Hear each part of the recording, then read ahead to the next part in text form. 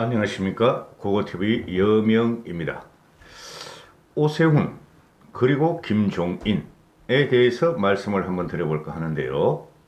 오세훈이 말하기를 민주당의 모습에서 대선 승리가 보인다 하고 오늘 조선일보에서 오세훈의 인터뷰를 따는데요.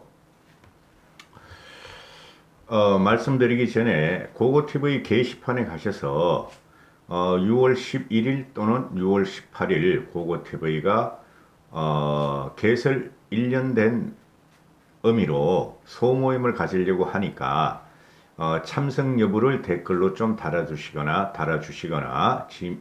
이메일로 좀 보내주시기 바랍니다. 최소한 10여 명은 모이셔야지 그래도 대화, 담소를 나눌 수가 있을 것 같은데요. 관심 좀 부탁드립니다. 뭐 5, 6명, 뭐 3, 4명 모이면은 모일 필요가 없을 것 같아요. 그러니까 댓글에 가셔서 게시판에 가셔서 댓글에 6월 11일 또는 18일인데요. 댓글 좀 부탁드리고 참석 여부 좀 부탁드릴게요. 민주당의 모습에서 대선 승리의 모습이 보인다. 4.15 총선 참패 이후에 저도 한 달 동안은 너무나 우울했어요. 근데 요새 용기를 내서 악을 쓰며 방송을 하는데요. 대통령인 제 국가에서 대통령을 가져오면 됩니다. 그래서 20여 개월 정도 남았죠. 가져와야 됩니다. 그래서 다행히 민주당은 현재 오만과 독선과 독재로 치닫고 있죠. 그죠? 2년 동안 계속 이렇게 해줬으면 좋겠는데 민주당 애들이 바보겠습니까? 오만과 독선과 독주는 어느 정도 하다가 끝내고 또 대선 몰이로 들어갈 겁니다. 이 오세훈을 제가 다루는 것은 지금 기존의 야권의 미래통합당과 야권의 대선 주자들, 기존의 대선 주자들이죠. 한 너댓 명 있죠. 첫 번째 홍준표. 홍준표는 제가 누누이 말씀드리지만은 극형 비호감이기 때문에 일반인뿐만 아니라 미래통합당 내에서도 비호감이기 때문에 대선에 나올 수가 없고, 그 다음에 유승민은 어느 정도 가능성이 있겠죠. 지금 장재원이가 계속 김종인 비대위장을 저격하고 말도 안 되는 무식한 글로서 그를 저격하는 이유가 유승민 편에 붙어서 어떻게 대선을 한번 치러볼까 하는 건데, 유승민은 사실적으로 똑똑하긴 하죠. 근데 너무 작아요. 너무 작습니다. 사람에 대한 포용력도 없고 정치력이 없어요. 이 정치력이. 그리고 유승민의 정치감도 좀 없어요. 유승민도 독선적인 성격이 너무 강해요. 그래서 일반 대중으로부터 과연 환호를 받을 수 있을까 문제죠. 그죠? 홍준표만 빼면은 누구도 문재인보다는 나아요. 솔직히 말해서. 그 다음에 세 번째 안철수가 있죠. 근데 안철수는 너무 많은 10년 동안 너무 많은 오판을 냈고 실패를 했어요. 그래서 안철수는 솔직히 대통령감은 아니에요. 대통령감은 그 뭐 과기부 장관이라든가 또는 국무총리감도 아니고 그 서울시장 정도 했으면 얼마나 좋았을까. 그리고 나서 대선을 한번 노려봤으면 했는데 자기 스스로 대권욕이 있어가지고 그거를 많이 걷어찼죠. 그래서 안철수는 실패의 연속이다. 근데 쓰일 재량은 된다. 이런 거고요. 그 다음 네 번째 원희룡이 있죠. 근데 원희룡은 반드시 나오려고 그럴 텐데 원희룡은 너무 유해요. 유해서 문제죠. 그리고 이제 다섯 번째 오세훈이가 있죠. 그래도 그 중에서는 오세훈이가 좀 낫지 않겠는가. 중앙무대, 즉 국회의원 선거라든가 중앙무대에서 그렇게 많이 도전을 했고 실패를 했고 또한 서울시장도 두 번을 했고 또 항상 사람들 앞에 나타났었죠. 때만 되면 나타나고 때만 되면 나타나고 회자되는 인물이죠. 그리고 정치력이 조금 있어요. 정치적인 감도 누구보다도 좀 있는 것 같아요. 제가 볼 적에. 그래서 벌써 2년이 됐는데요. 2년 전에 한국당의 대표 선출할 때 한교안이 안 되고 오세훈이 됐으면 하는 게 제 바람이었어요. 국민 투표에서는 오세훈이가 압도적으로 됐는데 당원 투표에서 압도적으로 졌죠. 그래서 황교안 대표가 됐는데 황교안 대표가 한국당의 대표가 됨으로 인해서 한국당과 미래통합당은 더 추락의 길을 걸었다 하는 게 솔직한 평가입니다. 저도 그렇게 생각했고, 근데 왜 황교안 대표를 밀었냐? 4.15 총선 때. 밀을 수뿐이 없었죠. 4.15 총선까지는. 그거 흔들면 안 되니까. 그죠? 그래서 황교안 대표는 나오는 순간 국민들로부터 버림받을 것이다 됐는데 오세훈에 대해서 좀 다뤄보는데 말이죠.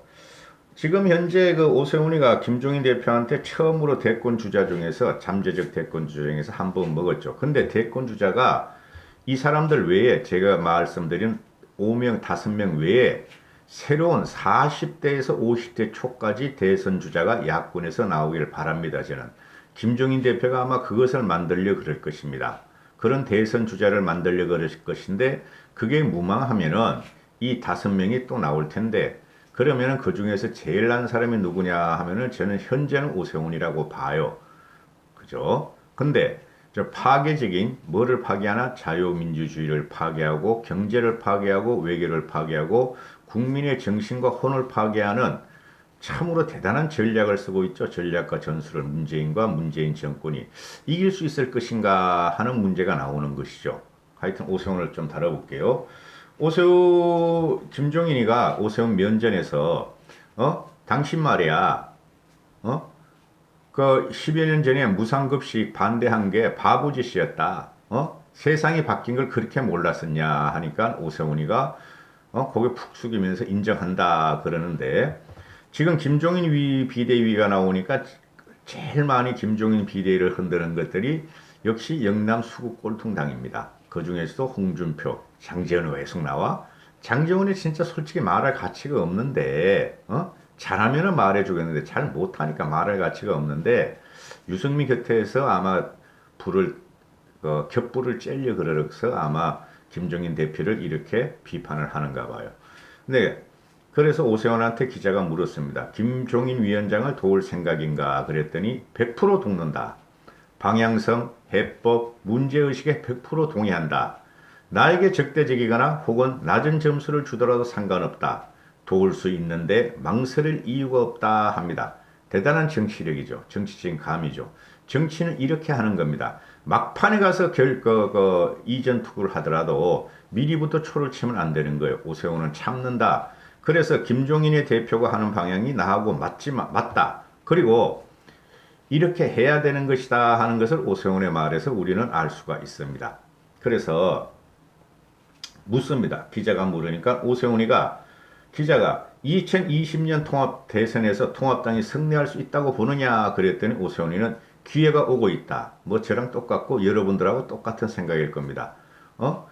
윤미향 같은 민주당의 태도, 윤미향 의원권에 대한 민주당의 태도. 이 윤미향 사건은 말이죠. 전 국민이 아마 들고 일어날 사건이 앞으로 보시면 알지만 국회 들어가기 전에 사퇴했으면 좋은데 민주당이 꾸겨넣은 거는 잘한 것이다. 우리는 계속 윤미향과 민주당을 공격할 수 있는 거리가 생겼다. 그 다음에 금태섭을 징계하는 비민주적 반헌법적인 사태. 그죠? 그 다음에 최강욱이가 국회의원 되자마자 세상이 바뀐 것을 보여주겠다. 윤석열을 공수처 1호 대상으로 삼겠다. 이런 극악무도한 말. 또 백선엽 장군 같은 경우를 국립묘지에서 파내겠다. 이러는 파묘 같은 이야기. 그죠? 이런 것들이 선거 압승을 하고 나서 한 달 만에 터져 나온 건데 이런 모습을 보고 국민들이 어떻게 생각할 것인가. 이런 모습에서 미래통합당이 대선에서 이길 수 있다고 본다. 그런데 이런 것들을 상대방이 다 잘못했다고 그냥 우리를 지지하지 않을 것이니 우리는 이제 국민들의 아픔을 이해하는 것을 납득시켜야 한다. 혁신하고 개혁해야 한다는 건 오세훈이가 누누이 그랬고 광화문에서 소리칠 적에 오세훈이는 문재인 타도, 문재인 정권 타도 처음으로 외친 사람이죠. 유승민은 문재인 타도, 정권, 홍준표도 문재인 타도, 퇴진 그런 말 외친 사람들이 아니에요, 여러분. 페이스북으로나 조디를 날릴지 오세훈은 대중의 앞에서 문재인 정권 타도, 문재인 타도를 외친 사람입니다. 자, 그래서 오세훈이가 이제 대실수를 한 게 있죠. 10여 년 전에 무상급식에 의해서 주민투표에 붙였다. 그죠? 주민투표에 붙여서 더불어민주당의 방해로 주민투표 의결 정족수에 미달됐죠. 30% 이상의 서울 시민이 투표를 해야 되는데 27%인가 8% 가서 투표 자체가 무산돼서 오세훈은 서울시장직에서 자기가 약속한 대로 물러나는데 이게 프레임이에요. 이런 게 걸려 있어요. 그 당시에. 지금도 그렇습니다. 지금도 민주당의 아주 악질적이고 사악적인 프레임, 선거 프레임에 걸려 있었고 요번에 미래통합당이 진 것도 그런 프레임에 걸려서 진 거다. 이렇게 보시면 되고 물론 제 생각입니다. 일자리 대량 감소 시기에 복지 시스템이 필요하고 과거 보편적 복지에 맞선 오세훈이가 이제 생각이 바뀌었다. 그래서 국민의 사랑을 받기 위해서고 노선을 변경하는 것이 아니라 이슈를 선점하는 것이다. 이렇게 하죠. 만약에 오세훈이가 지금 아무것도 아닌 상태에서 의원도 아니고 시장도 아닌 상태에서 일개 야인에 불과한데 전 국민의 폭발력은 없잖아요. 솔직히 말해. 오세훈이가 복지 이슈, 국민 기득, 기본소득 같은 이슈를 선점하고 나왔을 적에 또는 고용보험제도 이런 걸 선전하고 나왔을 적에 누가 그 눈길을 줬겠어요. 김종인 대표가 그렇게 했으니 지금 국민들이 말이죠. 들여다보기 시작했다. 복지제도를 다시 들여다보기 시작했고 미래통합당을 다시 들여다보기 시작했다. 이렇게 되는 것이죠. 여러분들은 그 장제원이 같은 애나 홍준표 같은 애나 잽이 안 돼요. 발바닥에도 못 따라가. 김종인 대표에 두고 보십시오. 계속 충격적인 이야기가 김종인의 입에서 나옵니다. 그만큼 그 사람의 생각과 이념은 깊고 넓어요. 깊고 넓어요. 솔직히 말해서. 응? 요번에 총선에서 진 이유를 오세훈한테 물으니까 전략적, 전투적인 면에서 더불어민주당이 월등했다. 특히 여의도연구원과 민주연구원은 초등학생과 대학 원생 수준이었다. 그리고 자금력까지 동원했다. 돈 뿌렸잖아요. 그리고 오세훈을 위해서 모든 인사를 갖다 광진구에 투입했잖아. 이런 걸 갖다가 오세훈이 자체가 부정선거를 100% 부정하는데도 불구하고 공병호 그런 쓰레기 나쁜 놈은 오세훈이가 말이야 배반했다. 오세훈이가 부정선거로 필패했다. 부정선거로 졌다. 그런 방송 듣지 마세요 여러분. 그래서 오세훈이한테 또 묻는데 저도 마찬가지고 보수통합과정에서 황교안 대표가 자리를 계속 차지한 것이 문제였다. 미래통합당의 필패 요인이었다. 통합당 그때도 내가 누누이 방송했어요. 황교안은 대표하지 마라. 선관위도 하지 마라. 그냥 종로에만 들어가서 뛰어라. 종로에 들어가기 전에 종로에 안 들어가면 황교안은 은퇴해라. 그만해라. 그럼에도 불구하고 그런 방송 엄청 했어요. 그냥 밀려서 들어간 거야. 그럼 그게 뭐가 됐나? 비겁함의 상징이었고, 그죠? 비겁함의 상징이었고, 그걸 국민들이 미래통합당의 정체성과 대표성으로 보기 시작한 거죠. 그래서 참패를 시킨 거예요, 여러분. 그럴 거예요, 아마.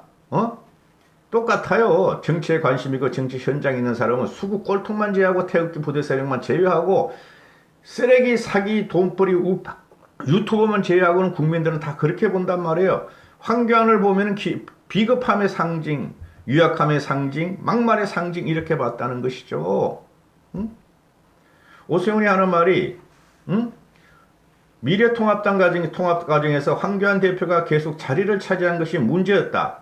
본인이 자리를 내려놓고 중도 이미지를 갖는 이가 자리를 맡아야 했는데 그렇게 못했고 마지막은 호떡공천 사천공천까지 갔다. 그래서 또 물어봅니다. 기자가. 그럼 황교안이가 진짜 종로에서 이길 수 있다고 생각했을까? 황교안 자신이. 그랬더니 오세훈이가 본인은 끝까지 가고 싶지 않았는데 비겁자 프레임에 걸려들었다. 그랬잖아요. 황교안이가 말이야. 양천 갑으로 갈까? 강남으로 갈까? 그러다가 그냥 한 방에 김영호가 말이지 그렇지 않으면 잘라버리겠다니까 종로로 쑥 들어가서 그 종로판 자체가 서울 전체 판을 갖다가 악영향을 미쳤다. 황교안 때문에. 차라리 황교안은 거기서 나는 백의 종군하겠다. 국회의원도 출마하지 않고 대통령도 출마하지 않고 미래통합당 이기를 바란다. 나는 여기서 분골쇄신하고 그냥 정계를 떠나겠다. 미래통합당에 힘을 실어달라 했으면 몰랐어요. 그래서 이 지금 그 여러분도 다 아시지만은 제가 이런 방송 앞으로 오세훈에 대한 방송을 간혹가다 할 거예요. 초도에 말씀드렸듯이 그래도 오세훈의 개중에는 낫다 하는 게 제 개인 생각이에요. 제가 뭐 개인 방송이니까요, 그죠? 또 제 생각이 틀릴 수도 있어요. 생물인데요. 정치는 생물인가 언제 어떻게 변할지 몰라요. 저는 비대위의 김종인이가 향후 한 10개월 남은 이 기간에 새로운 보수 반문재인에 대항하는 리더를 갖다가 세우고 그만두고 세우고 재보선에서 이기고 그 사람을 대통령으로 만들 때까지 김종인 씨가 야권을 위해서 일을 해야 한다 주의죠. 그 새로운 리더는 누구냐? 40대, 50대에서 나와야 한다. 국회의원이 아니면 무슨 상관이 있어요? 문재인의 악행과 실정이 4년 후, 지금 3년 했고 1년 후에는 어떤 식으로 국민을 고통으로 빠뜨릴지 혼란으로 빠뜨릴지 모르는 거죠. 뭐 문재인이가 잘한다고요? 1년 후에 천만의 말씀. 그렇게 안 됩니다. 인간은 바뀌지 않고 근본은 바뀌지 않습니다. 우리는 나이를 만큼 배울 만큼 배웠고 먹을 만큼 나이를 먹었잖아요. 세상을 많이 경험했고 관조하는 능력이 있잖아요. 문제는 대통령감이 아니고 반드시 쫓아내야 한다. 당시에 그 주민투표할 적에도 이걸 내가 몇 번 방송을 했는데 오세훈 같은 사람을 키웠어야 됐죠. 그렇게 그냥 확 그냥 더불어민주당의 무상급식 프레임에 오세훈이가 반항할 적에 서울시장직을 내려놓고 서울 시민들이 판단을 갖다가 맡기겠다 이랬는데 그러면은 미래통합당 그 당시에 새누리당이 도와줬어야 했는데 안 도와줬어요. 누가 안 도와줬어요? 박근혜가 안 도와줬어요. 박근혜는 너무 작아요, 솔직히. 박근혜나 종지라면은 문제는 좁쌀이고 이렇게 되는 거예요. 그래서 박근혜는 오세훈이가 저기서 성공을 하면은 자기 자리를 위협하고 대선 주자가 가면은 자기하고 쟁패를 하고 자기가 대선 주자가 안 될 수 있다 하는 생각이 그 당시 언론에서 엄청 나왔고 지금도 마찬가지고 그러니까 박근혜 대통령이라는 사람이 더불어민주당의 문재인과 노빠다를 문바다라고 싸운 것보다 내부에서 싸웠어요. 이명박을 갖다 4년 동안 그냥 파헤치고 폄하하고 재질려 그러고 오세훈이도 죽이려 그러고 국회의원만 그렇게 만든 게 아니에요. 박근혜 대통령이. 그래서 제가 애정이 있다 그러잖아요. 그리고 그래서 이 사람이 오세훈이 거다 무상급식 투표를 던질 적에 대선 전략으로 했다고 박근혜도 오해하고 홍준표는 더 나빠 얘는. 홍준표 그때 대표였어요. 대표. 도와주지도 않고 같은 대학교 출신을 행하고 지만 살 길을 찾았어. 홍준표는 더 나빠. 그런데 그때 오세훈이가 뭐라 그랬어요? 나는 대선에 출마하지 않겠다. 요것만 갖고 심판을 받겠다. 이렇게 선언했음에도 그랬다고 그 당시에. 그래서 그 당시에 당의 정체성을 오세훈은 무상급식 보편복지를 반대했음에도 불구하고 당에서 서포트도 안 해주고 또 총선도 얼마 안 남았으니까 그냥 아무것도 안 해주고 오세훈을 오히려 죽이기로 했다. 그 알만한 사람은 알고 그렇게 되는 것이죠. 좀 중언부언 됐는데요. 하여튼 오세훈은 한번 기대해 볼 만하다 하고 저는 생각을 해요. 그러니까 제가 처음부터 방송했지만은 기존의 대권 주자들이 한 너댓 명 되면은 너희들끼리 거기서 한 명 살아남고 그 다음에 새로운 대권주가 40, 50대가 나오면은 거기서 한 명 살아남아서 거기서 국민한테 또는 미래통합당 야권한테 선택을 물어라. 저는 40, 50대가 하나 나오면 그 사람이 될 가능성이 많다. 대선 주자로 야권에 이렇게 보고 있어요. 감사합니다. 고고TV 이어명이었습니다.